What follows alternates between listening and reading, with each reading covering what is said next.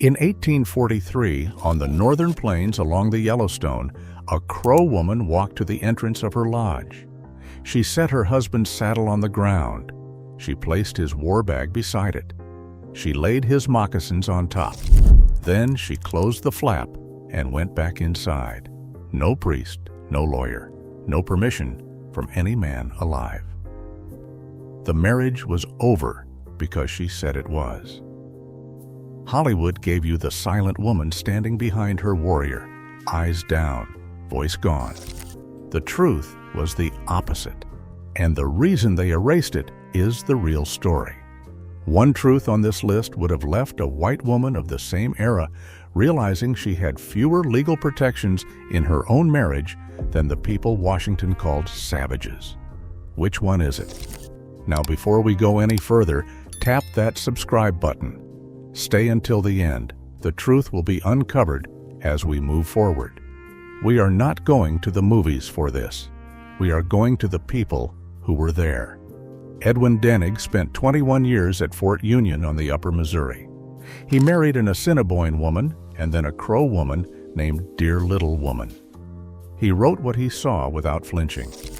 George Bird Grinnell lived among the Cheyenne and published their own accounts in their own words.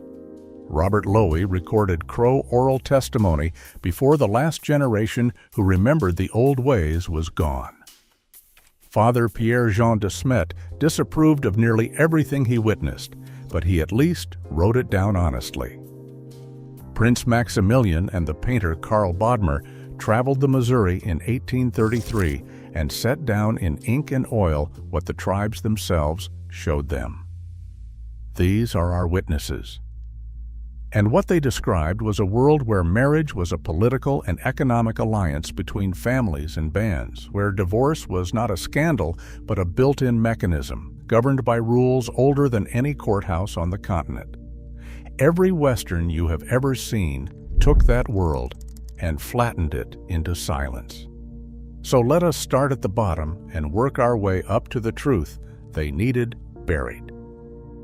Number 25. In many Plains tribes, getting married could take days of negotiation, gift-giving, and ceremony. Getting divorced could take a single afternoon. Among the Crow, the Cheyenne, the Lakota, and the Blackfoot, ending a marriage required no court, no priest, no judge, and no waiting period. A Crow woman set her husband's belongings outside the lodge door, and the whole camp understood what it meant.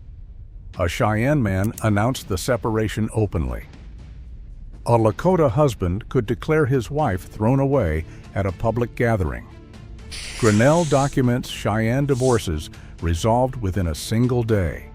No petitions filed, no fees paid, no lawyers consulted. This was not chaos. It reflected a system where marriage rested on agreement between two autonomous people, not on an unbreakable religious contract handed down from a church. Hollywood never showed this because simplicity in family law looked too much like civilization. And that was a thing the story they were selling could not afford. Number 24. The woman standing in that Crow doorway was not asking anyone for permission. Among the Crow, the lodge belonged to her. She cut the poles. She stretched the hides. She owned it and everything inside. If she wanted the marriage finished, the man gathered what was his and walked out into the open air. Not her. Edwin Denig observed this firsthand at Fort Union during the 1840s and set it down plainly in his field notes. Among the Hidatsa and the Mandan along the Missouri, the Earth Lodge itself was women's property, passed from mother to daughter across generations. A divorced husband carried his weapons back to his mother's lodge or his sister's, and the whole village watched him go. The power in that doorway ran the opposite direction from everything the movies ever put on a screen. Number 23. Every Western that used the words buying a wife got the most important transaction on the plains exactly backward. The exchange of horses, tanned robes, blankets, and goods between families at a marriage was not a sale. It was a political alliance sealed in shared wealth. Both families gave. Both families received.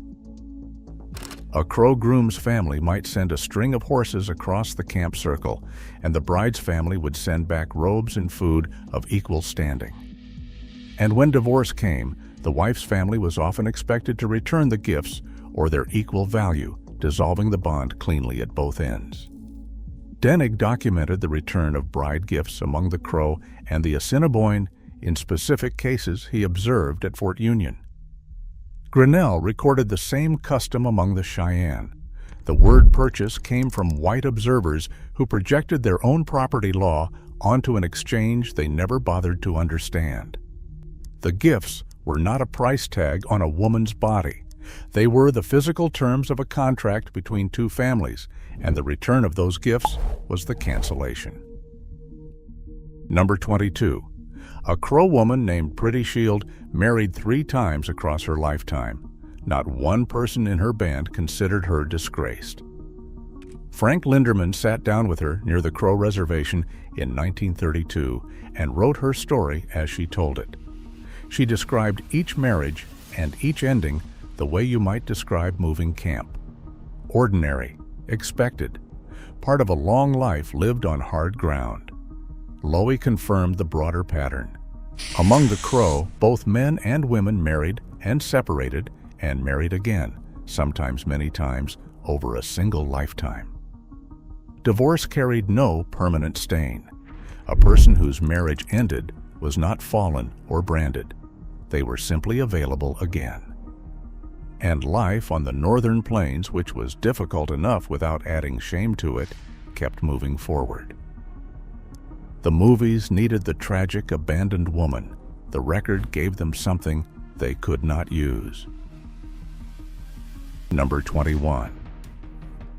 When a Lakota man had 3 wives and wanted to leave one of them, the other 2 and their families had something to say about it. Sororal polygamy, the practice of marrying sisters from the same family, was widespread across the plains. Lewis and Clark documented it among the Mandan during the bitter winter of 1804 at Fort Mandan on the Missouri. The logic was practical. Sisters already knew how to share work and space inside a lodge. But when a husband divorced one sister, the entire alliance with that family cracked. The remaining wives and all of their kin suddenly stood on shifting ground. Hunting partnerships frayed. Gift obligations went uncertain. Divorce inside a household with multiple wives was never a private domestic matter. It sent fractures running outward through the band like a break in river ice, and everyone downstream felt it. Number 20. In a world where the lodge belonged to the woman, so did the children sleeping inside it. Among the Crow and the Hidatsa, children belonged to the mother's clan from the day they were born. Divorce did not change that fact any more than it changed the direction of the river. A father who left or was thrown out walked away from his children and left them with her people, with her mother, with her sisters. Even among the Lakota, where descent ran through the father's line, common practice still kept young children with their mothers after a separation. No one argued the point before a magistrate. The idea of a judge hearing testimony and awarding custody would have been incomprehensible. The children already had a place. They belonged to the lodge, and the lodge belonged to the woman who built it. Number 19.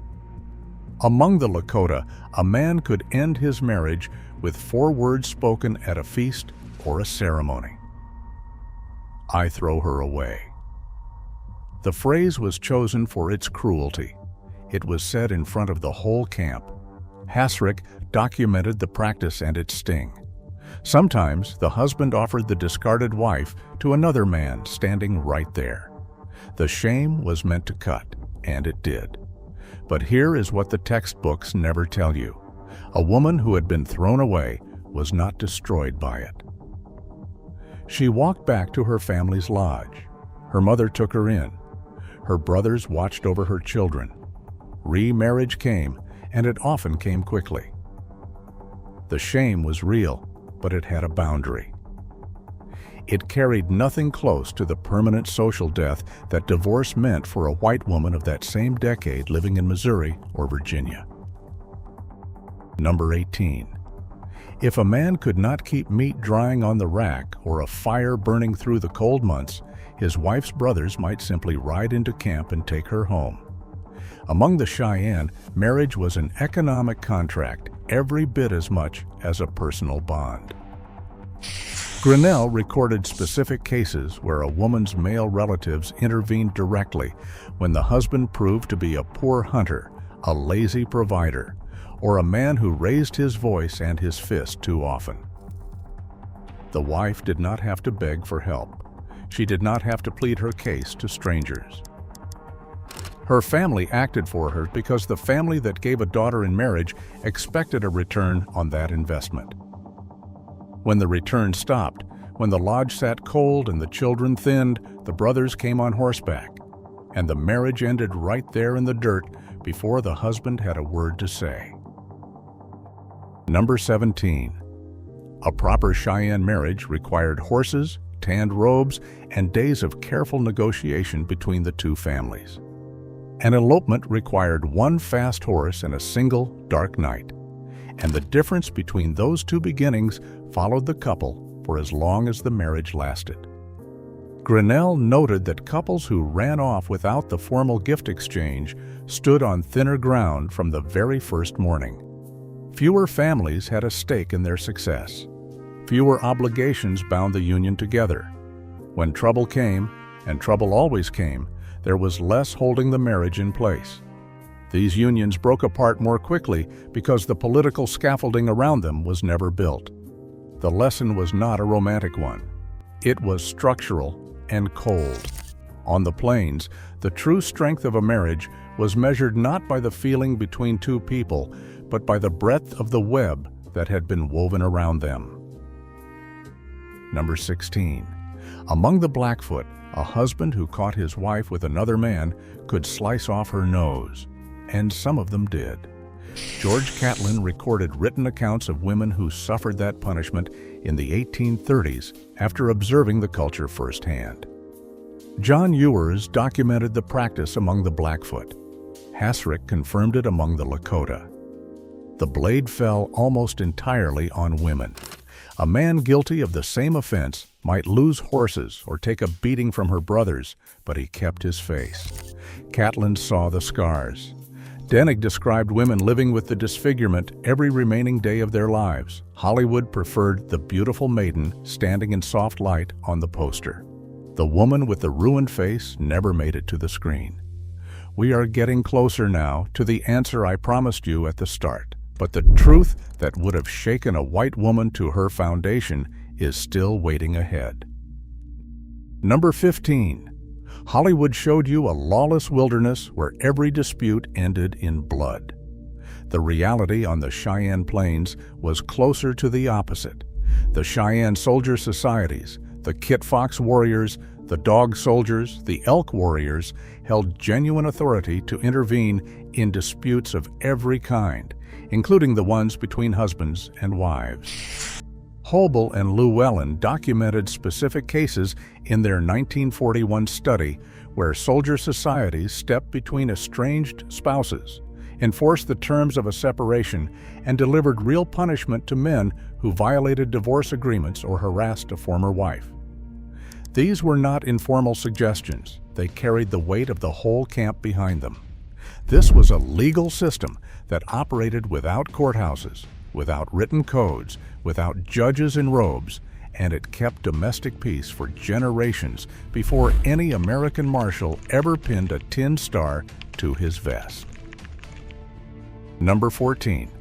A divorced Crow woman was not a pariah. She was a prospect. Lowie documented that women known for their ability to tan soft hides, raise strong lodge poles, or put up enough dried meat to carry a family through a hard winter were often married again within weeks of a separation. A woman's worth after divorce was not measured by her virtue or her shame. It was measured by the skill of her hands and the reputation she carried in the camp. Denig confirmed the very same pattern among the Assiniboine women he lived alongside at Fort Union. The Christian notion of the fallen woman, the divorcee marked by permanent disgrace, had no purchase in this world. Divorce was not a stain burned into a woman's name. It was a doorway, and a capable woman walked through it into a community that still needed everything she could do. Number 13. A Cheyenne husband who raised his hand against his wife was not answering to her alone. He was answering to every armed man in her family.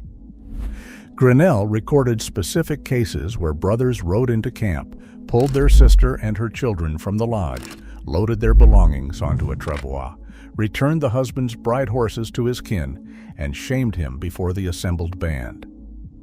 In a single afternoon, a violent man could lose his wife, his children, his horses, and every piece of standing he had ever built. The whole camp watched it happen, and no one stepped in on his behalf. Today, roughly 10 million Americans report experiencing domestic violence each year, and many survivors still struggle to find a safe door to walk through.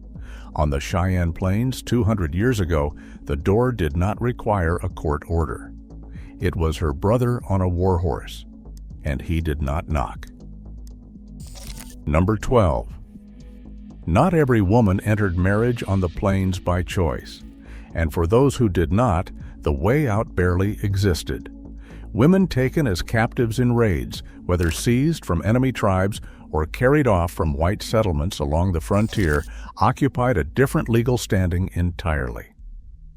They had no clan behind them, no brothers to ride in on their behalf, no mother's lodge to return to. They could be traded to another man, given away as a gift, or simply cast aside. But they could almost never walk away under their own power. Denig described captive women among the Crow and the Assiniboine living in a state of permanent dependency with no advocate and no exit. This was the darkest seam in the entire system. Hollywood ignored it, not because it complicated the savage narrative, but because it complicated every narrative. The truth was too tangled for any poster. Number 11. A Cheyenne widow who married again too quickly could lose everything she had left. Mourning periods after a spouse's death were not gentle suggestions. They were enforced social rules backed by real and public consequences. Grinnell recorded that a widow was expected to cut her hair short, slash her own forearms with a blade so the scars showed, and live in open grief for a full year or longer. To remarry before that mourning ran its course meant shame from the whole camp and direct intervention from the soldier societies. The dead man's family held a voice in deciding when and to whom she could belong next. Among the Lakota, Hassrick documented the same rigid structure. A widow's obligations to the dead could bind her tighter than any marriage to the living ever had. Divorcing a living husband was simple compared to escaping the hold of a dead one. Remember the question I asked you at the very beginning of this. We are nearly there now. Number 10. When a fur trader at Fort Union married a Crow woman under Crow law, and then packed his goods and walked away under American law, she was left standing in a doorway that opened onto nothing. Edwin Denig lived this contradiction himself. He married Native women in ceremonies the tribe recognized as fully binding, and the United States courts did not recognize at all. Sylvia Van Kirk documented the pattern across the entire fur trade in her study of women in that world. When traders finished their contracts and headed east, they left wives and children behind on the riverbank. Those women had no standing in white courts.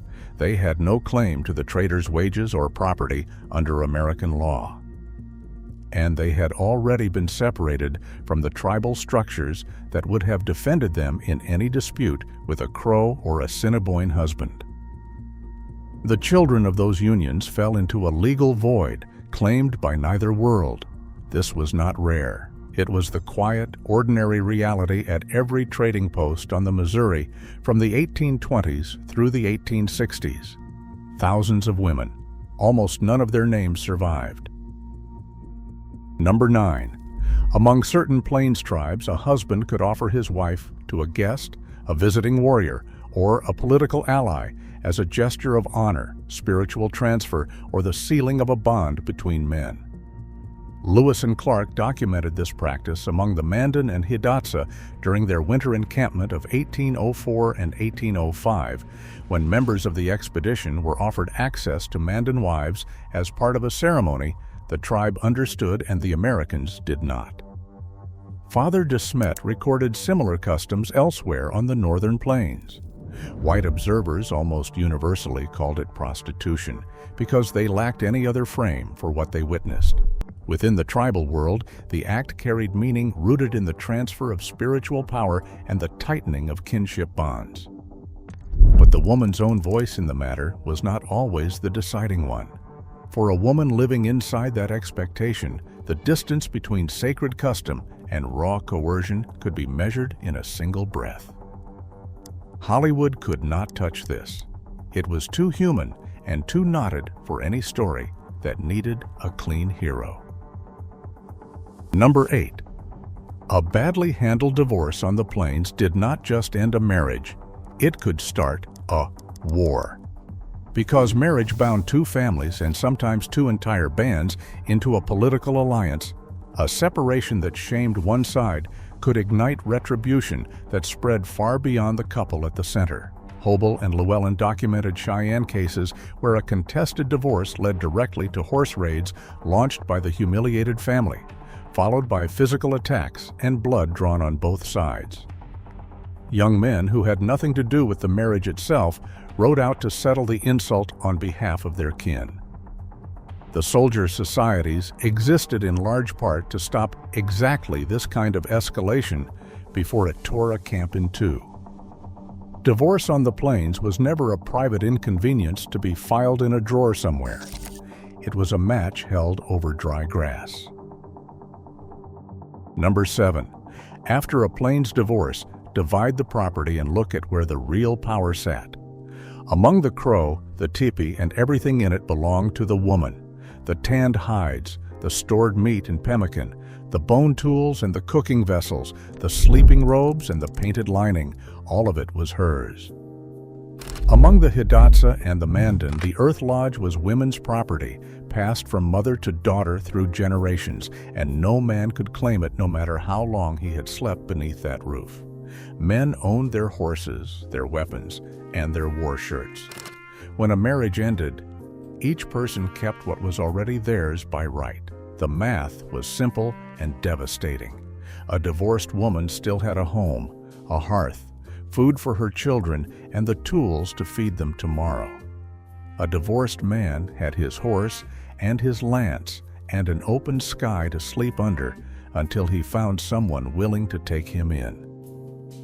Lowie, Denig, and Alfred Bowers all confirmed this pattern writing decades apart from different vantage points about the same stubborn fact. Number 6. In 1883, the United States government made it a criminal act for a Plains Indian to end a marriage the way their grandparents had done. For centuries, Secretary of the Interior Henry Teller established the courts of Indian offenses that year and aimed them directly at what he called heathenish practices. Traditional ceremonies, plural marriage, and customary divorce all became punishable offenses on the reservations. Indian judges chosen by the Bureau of Indian Affairs were ordered to enforce Christian marriage standards on people who had never asked for them. A Lakota man who threw away his wife in the traditional way could now be locked up. A Crow woman who placed her husband's things outside the lodge was no longer exercising a right her mother and grandmother had held. She was committing a crime. Generations of functioning social structure were wiped out by a single administrative order signed in a Washington office by a man who had never stood on the grass where those families lived. We are in the final stretch now, and the answer I planted at the very start of this is close enough to feel. Number 5. 4 years after those courts were established, the Dawes Act of 1887 drove the blade even deeper. The General Allotment Act carved communal tribal land into individual plots and distributed them to families. But those allotments were tied to marriages that Washington recognized, meaning Christian or civil ceremony conducted under American law. A couple married in the traditional Plains way, the way their parents and grandparents had married for generations, could have their land claim denied outright. Their children could be stamped illegitimate in government ledgers. Their right to pass land to those children could be erased with a bureaucratic stroke. The Dawes Act did not merely punish traditional divorce. It reached backward and attacked traditional marriage itself by pretending it had never been real. An entire way of forming families was made invisible by men in Washington who never once asked the people living inside that system how or why it worked. Number 4. The missionaries who wrote down what they saw on the plains were not keeping neutral records. They arrived with a verdict already written in their hearts. Father de Smet, the Whitman mission diarists, and dozens of other church observers described Plains divorce as licentiousness, degradation, moral darkness, and living proof that these people needed Christian salvation to be made fully human. Those letters and reports traveled east by steamboat and stagecoach and landed on the desks of senators and Indian Affairs commissioners who had never seen the grass. The language of outrage justified boarding schools like Carlisle, where Lakota and Cheyenne children had their braids cut and were forbidden to speak their own languages. It justified forced relocations and the systematic dismantling of every tribal family structure the missionaries had studied and condemned. They were not witnesses. They were prosecutors. And their guilty verdict became the script that Hollywood would rehearse for another 100 years, until the actual system was buried so deep under someone else's moral horror that most Americans forgot it had ever existed at all. Number 3. The word squaw was never just an insult. It was a powerful tool of dehumanization. Every time a novel or a film applied that word to a Plains woman, it did something beyond degrading her. It erased her standing in the minds of the audience watching.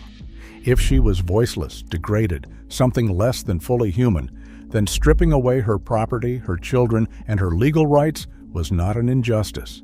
It was a mercy. The image served a precise political function for over a century. If a Crow woman could own her lodge, end her own marriage, and keep her children, if she held more authority in her family than a white woman in Ohio held in hers, then the entire case for civilizing her people had no ground to stand on. That image on the movie screen was not born from ignorance. It was built on purpose. And every Western that repeated it was reinforcing the one wall the myth could not afford to lose. Number 2. Here it is. The truth they buried deepest.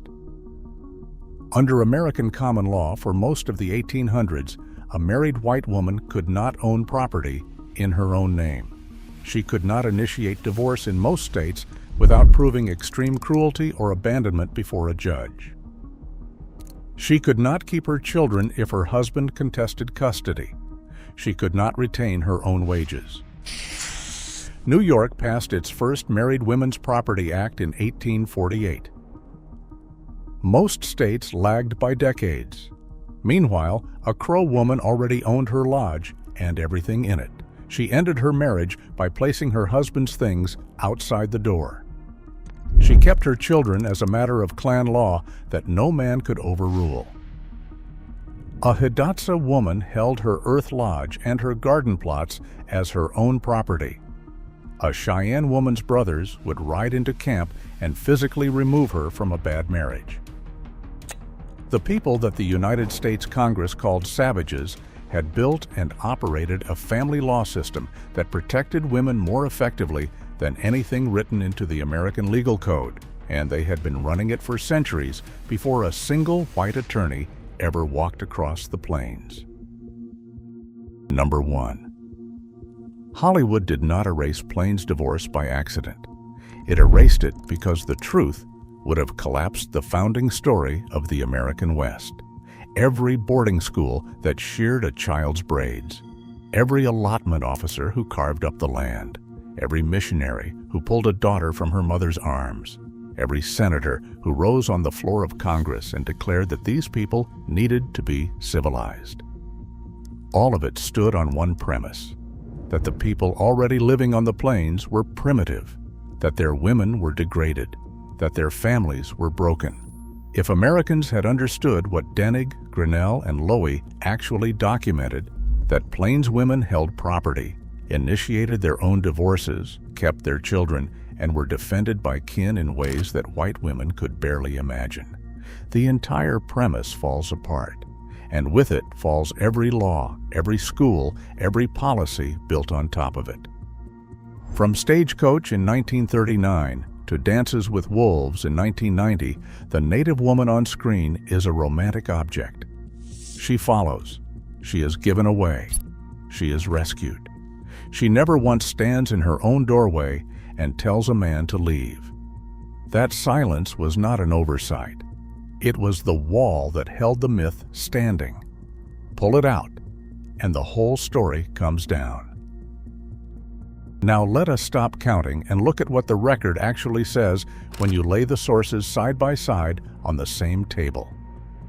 Denig, the fur trader who married into the world he described, wrote with the authority of a man who ate and slept and raised children inside that system for 21 years. He was not guessing. He was living it. De Smet, the Jesuit, traveled the same river and observed the same families and called what he saw depraved, licentious, and evidence of a people who needed saving. The Bureau of Indian Affairs read De Smet's moral language, stripped out the prayer, and turned it into criminal law. And Hollywood inherited those laws and their buried assumptions and gave them a camera, a musical score, and a full century of unquestioned repetition. The distortion is not a mystery. It is a chain, and it has 4 links. Observer to missionary to bureaucrat to filmmaker. Each one took the story from the link before and shaved away a little more of the truth until nothing real was left. Name the people who built the false version plainly and let it stand. Henry Teller, Secretary of the Interior, who created the Courts of Indian Offenses in 1883, without once sitting down with the people whose marriages he was rewriting. The commissioners who enforced the Dawes Act across the reservations and made traditional unions invisible under the law of the land. The missionary organizations that shipped decades of moral outrage back to Congress dressed in the language of field research. The dime novelists who took women with documented legal standing in their own communities and reduced them to silent decorations standing behind someone else's adventure. And the film studios that inherited every piece of that machinery, every assumption, every lie of omission, and never once stopped the camera long enough to question what they were projecting onto a screen. Here is my answer to the question I asked before the count began. The truth that would have stunned a white woman of the 1850s into silence is number 2 on this list.